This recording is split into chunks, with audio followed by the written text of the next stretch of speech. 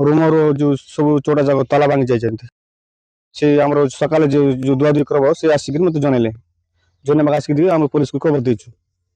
मूल्य जो जो आमर 5 लाख 6 लाख टका मूल्य ओइ सामने चोरी जाइछ सामान जाक आमे तो मंदिर रो मैनेजिंग कमिटी सब रहिछु सकाळे जो माने सफा सुतरा करबा पई हमर पुजारी दल आसुतले से माने आसिक देखले जे सब घर रो ताला भंगा ही रहिछि आ मांकर जो रूपार मुकुट थिला सुनार छतरी थिला आ रूपार छतरी थिला बड़ बड़ थाली गुड़ाक थिला तांकर पूजा सामग्री घंटी घंट इत्यादि जहाँ थिला सब जाक चोरी ही जाइछि तेणु आमे देखिलु जे सब जाक घर ताला भांगिकरी किए आसिक दुर्बृत्त माने नेइकरी पळै जाइछन तो अनुमानिक मूल्य केते हो अनुमानिक 7-8 लाख टका हबो अनुमानिक मूल्य मंदिर रे गोटे आध्यात्मिक परिवेश भितर चोरी हेइछि माने आमे भाबुछु जे लोकल